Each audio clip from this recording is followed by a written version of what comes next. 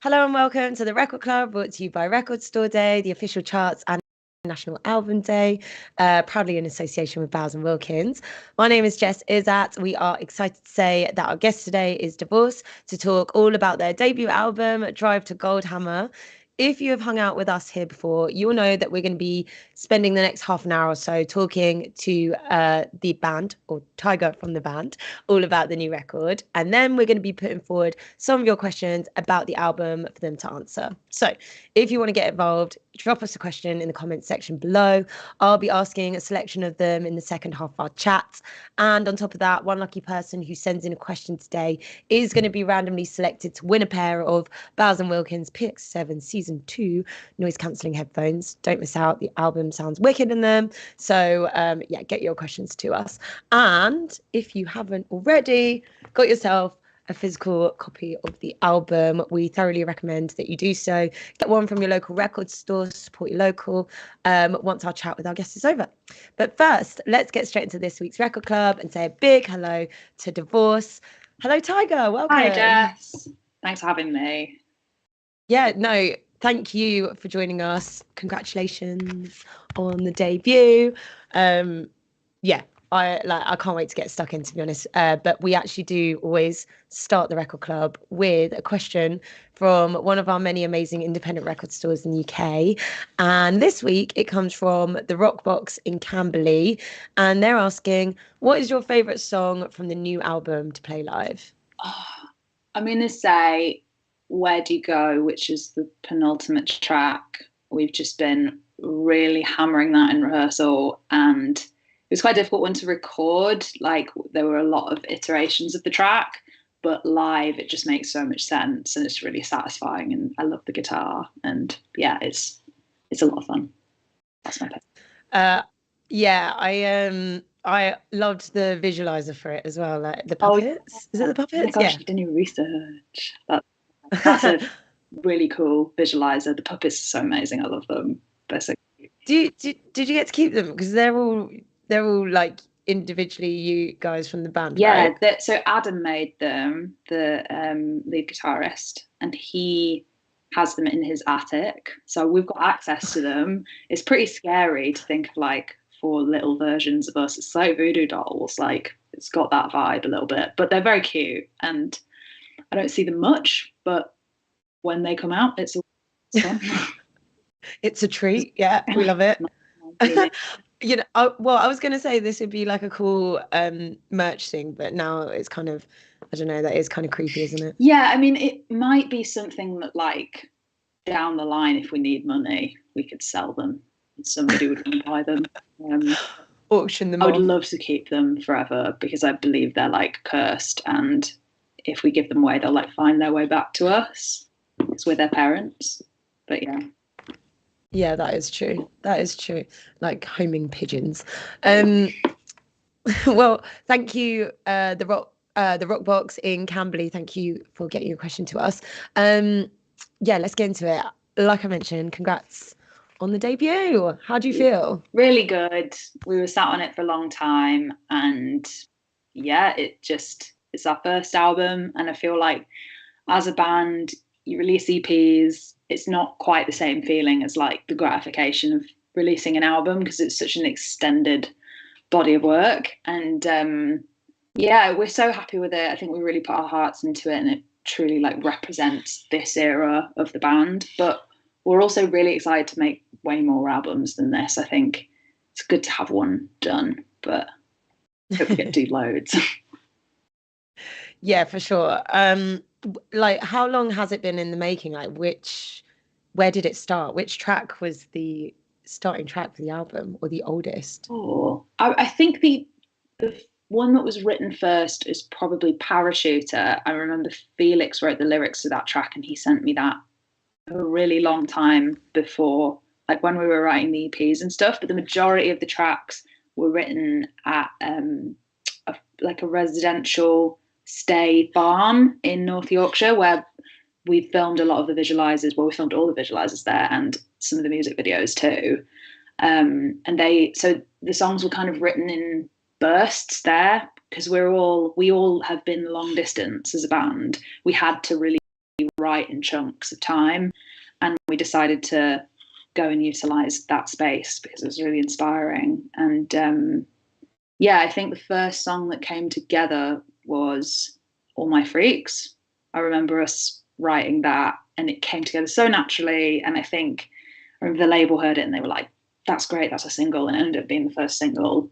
And I'm really glad because it's quite weird, but just feels like so Divorce and like was such a joint effort. So I love that song. All My Freaks, I think, was probably my favorite visualizer as well. Like I don't know, like all the shots and stuff. I love the shot that I think it's like a double bass and you're in the swimming. Yeah, really cool. Oh my god, that double bass is like twice as big as me. Holding it, and I was like, I play bass guitar. I would never actually be able to play this unless I got like a 3/4 sized one. I think they do them, but an actual full size one is mental how big they are. I like couldn't wrap my head around it. You know, it's interesting. I was writing out my questions, and then I remember seeing a comment saying that they love your unusual but excellent chord choices, and it just kind of made me think like, firstly, I have zero musical bones in my body whatsoever, so I feel like it's a major compliment, especially like, you know, making sounds in the world of music at the minute, just trying to like make something that's new and different. And isn't All My Freaks actually like sort of about that, like trying to be inspired as an artist? Yeah, it's kind of about being an artist, like in general. I think it kind of pokes a bit of fun at the music industry, but also at like the absurdity of just being an artist and like your ego that comes alongside that. And I think like you can get really wrapped up in the side of music that's not music and let that really get in your head. And I think our journey as a band, things started to move quickly quite soon for us. Like, I don't know, me and Felix had a project before and we did not leave Nottingham. And Dean Jackson, bless him, he at BBC Introducing for These Midlands, he championed us when we were our previous project, absolutely loads, but we were not ready. Like, we didn't have the chops yet. And I think doing Divorce, things moved a lot quicker than that. We were kind of doing things more on a national level, I think, quite quick. And I think the whirlwind of that really inspired All My Freaks. It's very grounding, I think, in a way, writing a song about that experience, because it's like you're writing a song about the experience of getting wrapped up in what music is that isn't music. I think, if that makes any sense. It's like, it's a bit of a paradox, but like, yeah, it was a lot of fun to write. I'd say big ups to Dean Jackson as well, colleague of mine, and just national treasure when it comes to finding new music. And I said that whenever he sends stuff to us, we hear it as a Dean Jackson special, and Divorce are definitely in that category. So yeah, big ups to King Dean Jackson. So the comment that I referenced was actually under the tune Pill. And about like being unusual in the way the chords are. Can you talk to me more about Pill and the musicality? Yes. So Pill was, I wrote the lyrics for Pill, and I remember I wrote them on the keyboard of my partner's housemates in Glasgow. I was just like, I was inspired to write and I didn't have any space to do it. And so I think their housemate was out and I just like went into his room and used his keyboard. And he doesn't know that. But I don't know, maybe he's listening. Sorry if you're listening. But I went and started writing this song. It was the first section of the song. And then I got to the end of the first section, because it's in 3 parts, just for context. And I was like, I just want this to just completely change. And I tried it and I was like, I like that. And then the third section is kind of the same as the second section, but with a bigger arrangement. And I knew in my head that I wanted to create a song that had a really unusual structure. And I took that to Felix, and he was like, I hear it. I was literally playing chords and singing, and so it was very, very bare bones of a track. But he was like, I hear it. That sounds really cool. That sounds really interesting. Kind of perfect to explore on an album. That kind of unconventional structure. And yeah, we took it into the room, and it just worked. It worked like really quickly. And I think when you know in your heart, I think as an artist, this is right, and you are working with the right people, they'll allow you to pursue an idea, even if it sounds a bit strange. And yeah, I was so happy with how that song turned out. I think that's what made it into a single, even though it was so weird. I think all of us were like, this is a really nice moment, and it kind of showcases that experimental side of the band. And yeah, I think the chords are actually very simple on Pill. It's nothing that unusual. Felix is more like, he's the man. I am also I'm not very learning like music theory or anything. But he's a cool guy. He's great.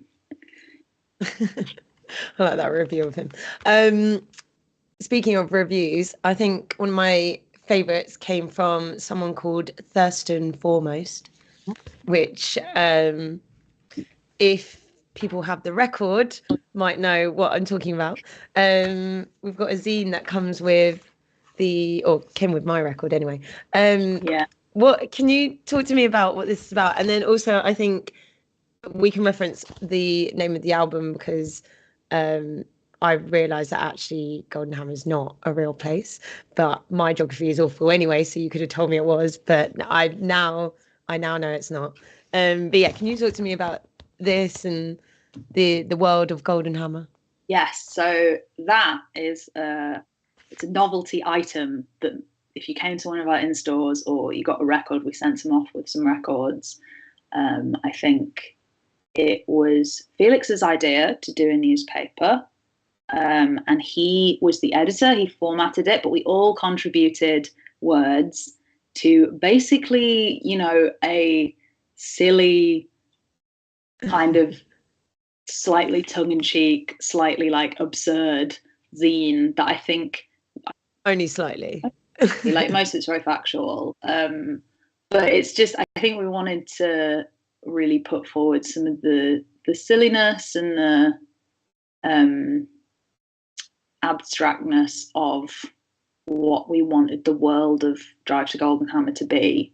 And we're very inspired by stop motion animation and things like Wallace and Gromit. And I think that having a newspaper has this slightly old-fashioned, like nostalgic feel to it, and putting that out with the record as like another medium of art it just felt like a really fun extra piece of an extra artifact. I think we're big artifact people. Like I love newspapers, I love books, I like read all the time, and yeah, it's got some of the mailer in it. We're very big on our mailer. Like the divorce mailer has been going on for a long time, and we've regularly put one out, and we've got a lovely long list of subscribers now. I feel like that's one of our like trademark things now is mailer. And so yeah, we want to make the mailer real, especially for the album. And yeah, Thurston Foremost, he's one of our columnists. He reviewed our album. It was a scathing review. He didn't like it at all. And yeah, he'll be hearing from our lawyers. So we still published him though. Obsessed. I loved it. Well, I enjoyed it a lot. You mentioned the in-stores. I'm guessing you got to like chat to lots of people about the record. Was there like a surprising fan favorite since the release of the album? Like one that you didn't think like, oh, I didn't know that one would be the one that resonated? Lots of people have talked about Karen. I've seen that in quite a few reviews. I try not to read too many reviews because I think it can sometimes be a bit of a destructive thing to do, to read like too much. But in terms of what people have been saying online, like comments, sometimes it's unavoidable to read that kind of thing. And yeah, people have talked about Karen. I feel like people have really taken to Antarctica as a single. I think when you put singles out, you never know exactly which one is like gonna really capture people, and I think that one particularly has. I don't think we particularly expected much radio support for Antarctica. We were aiming for it with other singles, and that one, I remember Craig Charles gave it a premiere, and that was so nice. We weren't expecting that at all. And yeah, it's been a song that's really taken us through the campaign, I think, and it went down super well at the in-stores. But then on the album tracks, I'm going to say Karen has definitely garnered probably the most attention so far, because I think it doesn't sound like anything we've done before. It's very shoegazy and like has a very big outro, which is a lot of fun to play. And yeah, I'm super proud of that reaction. I really love that track. I wanted to know as well, was there, and I ask this quite a lot because I'm always interested and I feel like fans can savor the track a little bit more. Was there a track that almost didn't make it onto the album? There was some debate about Where'd He Go, which I talked about before. I think we had some doubts about where that was going arrangement-wise. It was sort of not the easiest track to develop. And I think for us, we're very instinctive as a band. And I think when something doesn't work, we tend to sort of be like, that's not going to work. If that's not going to work now, we have loads of other stuff. Why don't we just use the stuff that works? And maybe it's not working for a reason, so let's just shelve it and come back to it when we feel like it's going to work. But I think with that track, we did persevere, and I'm really glad we did, because I love the place it's in now. It just took a long time to get right. Yeah, I think at the start it was kind of quite bluesy, and we weren't really sure if we wanted to go down that avenue, and we wanted it to be more kind of Tom Waits, gnarly and doomy and cool. But yeah, it was a kind of a hard balance to strike, but we got there in the end. But yeah, there was some question over whether that would go on the album. Oh, well, I'm glad it made it. The puppets as well, so there we go. Yeah. I can see a few questions coming in. Remember, I'm going to get to them in a moment, so get them to us. I want to talk about the artwork as well. So I firstly love how much is in the record to be able to go through. I just feel like when there's so much thought, and also when it's just so tangible, I feel like that's the whole point of getting a record.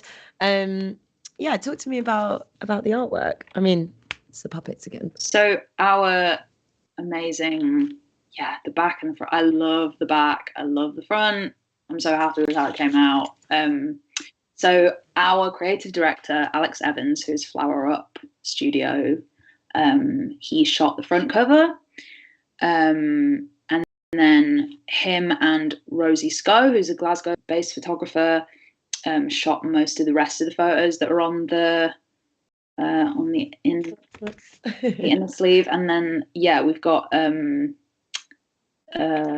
what else have we got? What else have I got to say? Oh yeah, Adam made the marionettes. Did I say that earlier? I think I might have said. Yeah. And then Ryan, our manager's mum, Helen, made the costumes for the marionettes. So it's a lot of cooks. And then a Nottingham-based artist, Rosie Deegan, made the Goldenhammer. It was specifically cast for that. That is actually quite cool. Where does the Goldenhammer live? The Goldenhammer also lives at Adam's in his attic. Adam's attic. That's fair. Treasures and artifacts from this album campaign. The Goldenhammer village up there as well. Yeah, it's a treasure trove. Who's not Adam on this as well? No, that was Alex Evans, who was the creative director kind of across the board. He painted that. That was And are these from recording? Yes, that's us at Real World with Catherine Marks and Richie Kennedy, producer and engineer, and Alex shot that. And there's loads of BTS in that, which is so nice to have, so well documented, that process. And the little seahorse drawings as well. Seahorses everywhere. There's so many seahorses at our motif. Right, Alex on the Record Club's Instagram says, what was it like working with Catherine Marks? Oh my god, it was amazing. She's such a legend. I think we managed to work with her just before she won loads of Grammys, and obviously she, fame didn't change her. She's still absolutely amazing and grounded, and like it was really, really nice not working with a male producer. I think we all wanted that, because obviously there's a lot of inequality in the producer kind of bracket. I think particularly, obviously there's inequality across the whole industry, gender wise, and it's like, but that particular sector, I think, is super saturated with guys, and there are some really brilliant male producers, but we really wanted to try working with not a guy. And she was just so egoless, and she didn't take herself too seriously, but she was very serious about the work, and she was so encouraging and warm, and brought the best out of us. I think that was what we needed to make a record that sounded like this. It's a warm record, and she's a warm person. And yeah, she's also just she just knows what she's doing. There was so much stuff I was like, I have no idea what you're doing right now, but that sounds great.